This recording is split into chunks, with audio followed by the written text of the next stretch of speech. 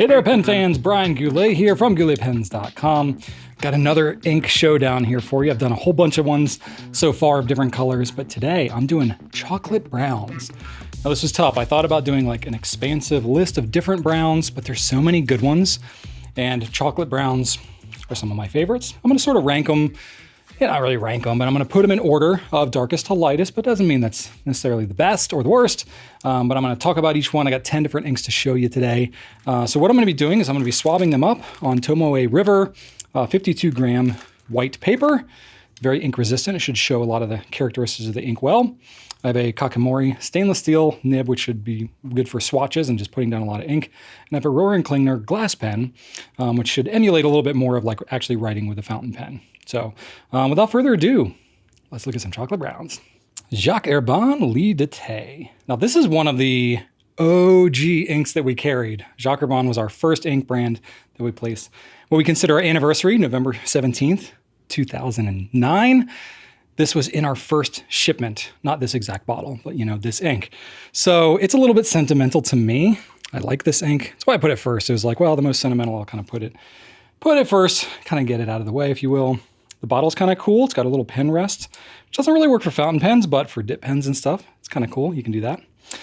So let's go ahead and write this thing out. Now, a lot of these brown inks, they don't have crazy properties. You know, some of them have had really heavy sheeners, like past of these ink showdowns have really heavy sheeners, heavy shimmering, stuff like that. We're not going to get that with these. These are going to be some just pretty pure brown colors.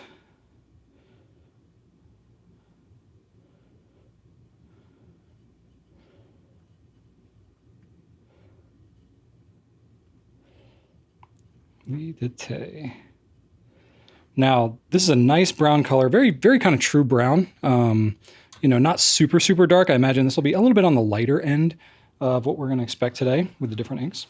Here we go. Let's do the Kakimori. Give it a nice little swath. Now it's nice. It's almost kind of leans a little bit sepia. You know, it's got a little bit of yellow to it. I wouldn't call it a sepia necessarily, but you know, it does have T in its name.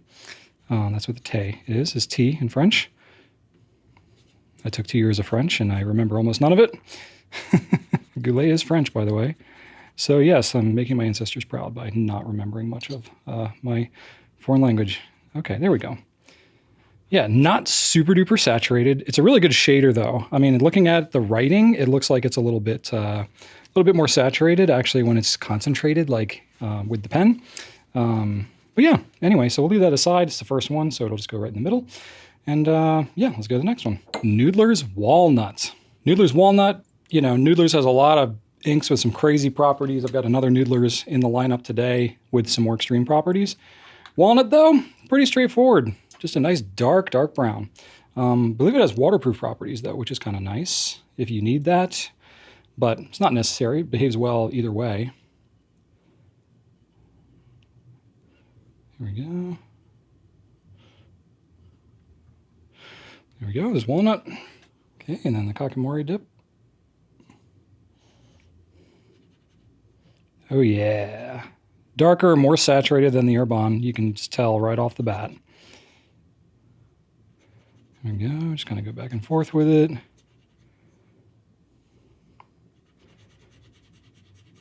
Rather than trying to get like a really nice even swab on some of these, I'm going to try and just like go back and forth with it a bit. Try and show a little bit more of the shading perhaps.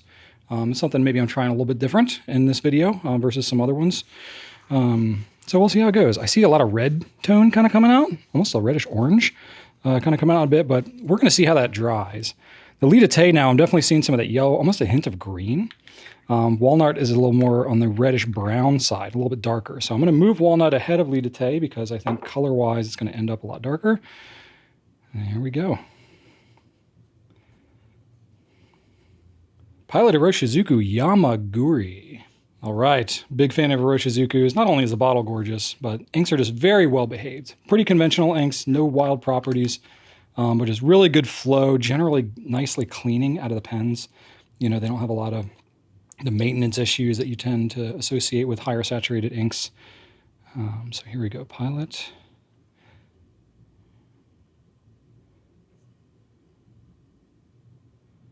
Iroshizuku, Yama-guri.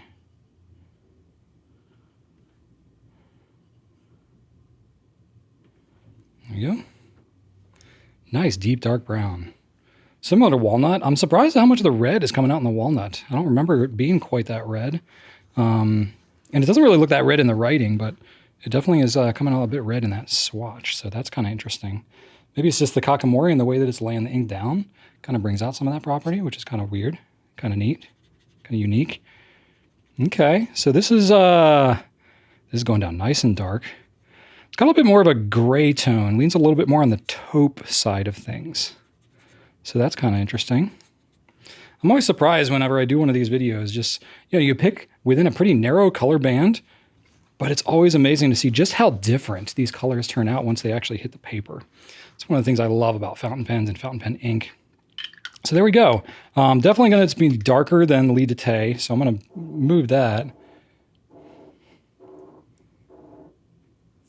Spam call. So definitely a little darker there, but I don't know if it's going to be darker than walnut. We'll have to see once it dries. Next, Private Reserve Chocolate. Okay, PR Chocolate, here we go. So this is a big bottle, man. 60 ml. I mean, I guess it's a little bit bigger than the Iroshizuku, but it looks big. The mouth on this bottle is massive. It's crazy. Look how wide that is. You will not have trouble fitting any pen inside this bottle. All right, chocolate with no E.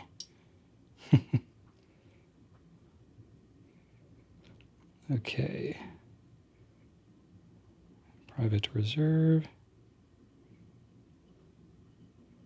Chocolat. Okay. I can tell as I'm cleaning off the glass pen here that there's going to be some red tones to this one because I'm getting some red on the paper towel as I'm cleaning it off. It's kind of interesting. It's neat seeing how much like red or green or yellow. Yama-guri is definitely leaning more green.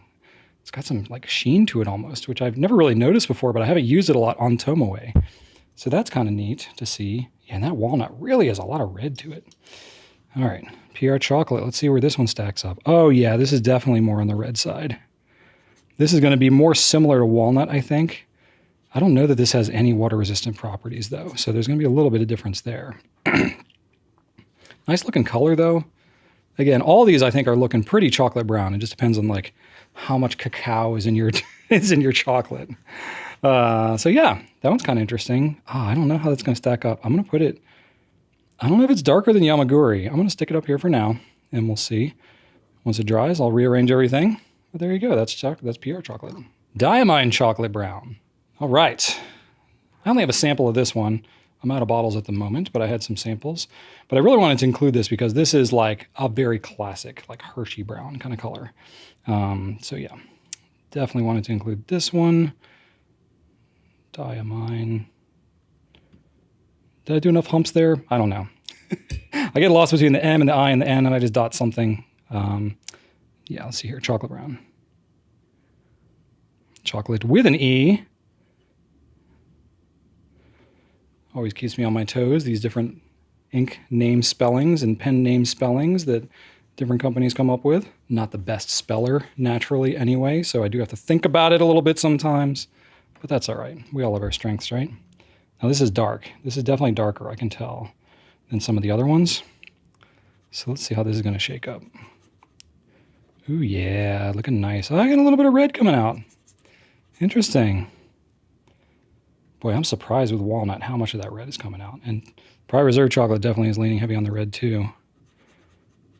Seems like it's either going to lean red, like a yellowish green, or like a taupe, kind of a gray color. So yeah, they'll end up in some different camps perhaps. So Diamine Chocolate Brown, where is that one going to end up? I don't know. The Yama-guri is maybe not as dark, I think, because some of that sheen is coming out and it feels like it's lightening it up a bit. So I'm going to put chocolate brown. I'll put it over here for now and move walnut over. Chocolate. Lie d'Ité is definitely the lightest of the bunch so far. There we go. We'll go with that for now. Next, Monteverde Brown Sugar. All right. Again, another one that I needed to use a sample. So let's check this out. This is a great way. By the way, if you like to do ink samples, glass pen, ink samples, you don't have to ink up a pen and get it all messy. So I do like doing this just in general to get a sense of the colors.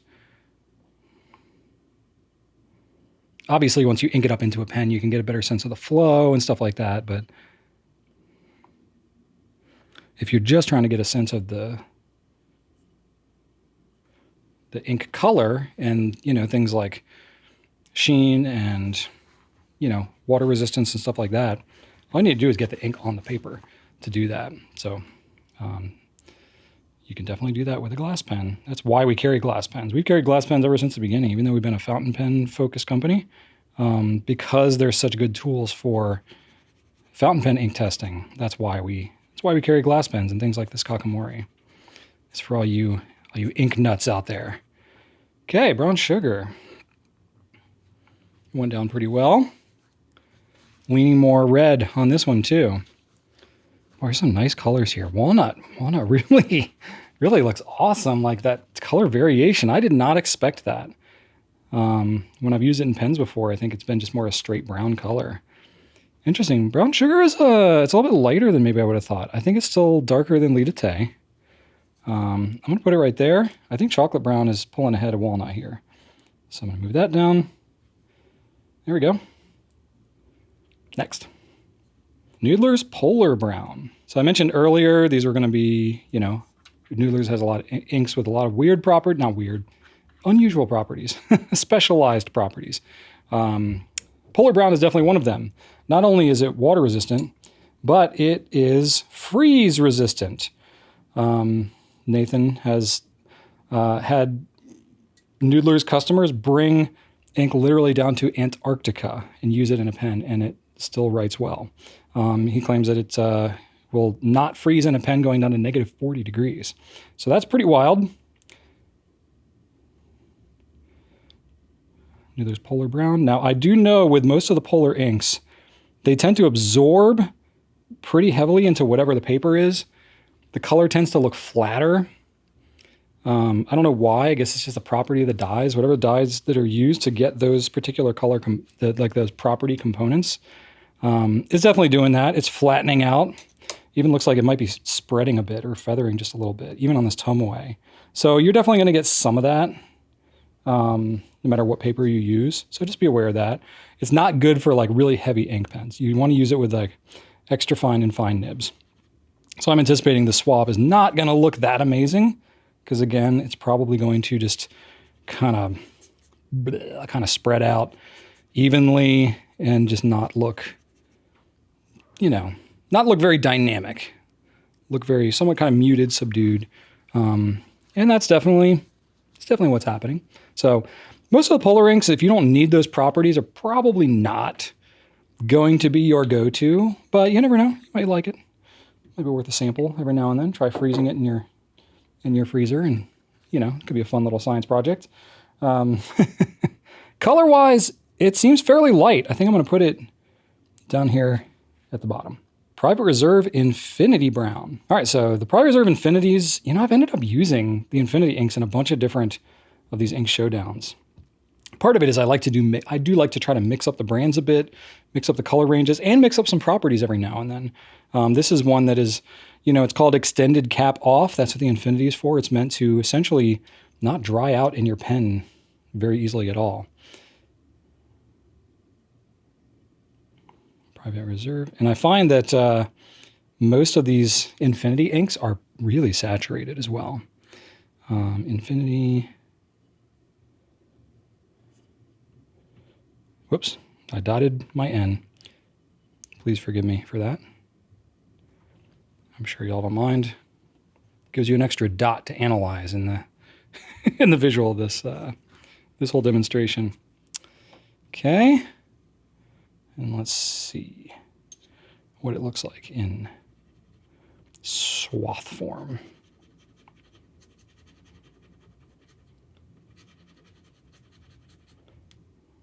Dip it again, just give it a little extra muster. Okay. Very much like a solid Hershey brown color. Not a lot of shading properties. It looks very even in its coloring. It's pretty dark, it's pretty saturated, but not as dark and saturated as some of the other Infinity inks that I've tested. And as far as these browns go, it kind of falls in the middle somewhere. It Definitely goes above these ones. I'm not sure. Yama-guri is really throwing me because it's like that yellowish kind of tone. I think I'm going to have to move that one. Infinity Brown, I think is going to go below Brown Sugar. Yeah, that for now. Move these down. Yeah. Okay, 2 to go. Diamine Pick Me Up. Got another sample. We've had some stock issues with Diamine. You may have noticed, especially if you've been looking at the Forever inks. They have not been in stock very much. So, okay, Diamine Pick Me Up. Whoa, this is going down wet. It's always interesting to see how it flows off the glass pen. You know, it's not going to feel the same exactly as a fountain pen would because it's, you know, a whole different feed mechanism. You know, a glass pen is always going to be wetter than a fountain pen just because it's just kind of smooth flowing off the nib.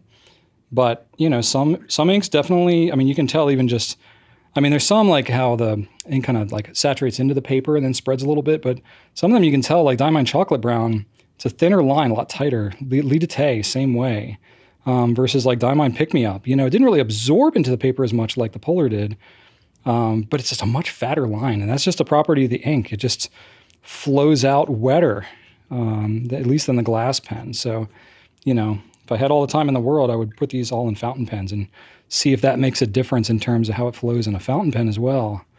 But that might be just, you know, something to note as you watch these videos. If you like really wet writing inks, if you're looking at any of the samples that I'm writing here with a glass pen and it looks like it's just like flowing, gushing off the pen, that's probably what it's going to do in your fountain pen more as well. All right, Diamine Pick Me Up. Leans a little bit on the red side. Nothing crazy, though. I think it's going to go right here. It's definitely not as dark as these other ones up top. Yama-guri, even though it's got that kind of sheen to it a little bit, it's still a darker brown. So we got 1 to go, last one, and then we'll do the final lineup. LAMY Crystal Topaz. All right, last but not least here, we got a LAMY Crystal ink. It's just called LAMY Topaz on our site, I believe. Crystal is like the name of the series. These tend to be more saturated colors, especially than LAMY's normal lineup. I really like them in general. They have some really cool colors. I've used Topaz, but I haven't used it in a long time. So honestly, I'm kind of going to be reminding myself what it really looks like. Oh, whoops. It's all capitalized. LAMY Crystal Topaz. There we go. Looking pretty nice. Very much leaning red. Very much leaning red. I'm finding that most of these are leaning red, actually. That whole top row is a kind of a reddish looking color. Go ahead and dip that. Da-da-da-da.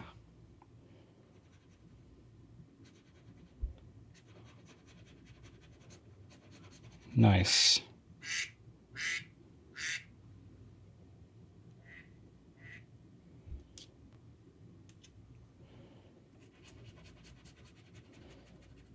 There we go. Not a super dark color. Honestly, I thought it would be darker and more saturated, being a LAMY Crystal. You know, it kind of falls right in the middle of the lineup there. Very, very much leaning red. I think I'm going to end up putting it, I think it's going to be bottom row. Maybe a little bit darker than Pick Me Up. Oop, there, just like that. I feel pretty good about that. Probably Reserve Chocolate maybe could switch with Walnut, just because Walnut's got so much of that red. That tends to lighten it up a little bit. Brown Sugar, boy, that's tough. That's pretty even. I think we'll go with that. I think that looks pretty good. So we got Chocolate Brown, PR Chocolate, Monteverde Brown Sugar, Noodler's Walnuts, Private Reserve Infinity Brown, Yama-guri, Topaz, Pick Me Up, Lie, Polar Brown. All really nice colors. Honestly, Chocolate Brown has long been a favorite of mine. I really like it a lot. I like Lie for a slightly lighter brown. And then Noodler's Walnut is just interesting. More like a Noodler's red-black, if you've ever used that. Looks pretty nice too. So there's my chocolate ink lineup. I hope you've enjoyed this. You can get samples of this and bottles over at gouletpens.com. Let me know what other colors that you'd like to see me ink up, because I have fun doing this. It's nice to get my fingers a little inky, you know what I mean? Anyway, thank you so much for watching. Hope to see you around some more, and right on.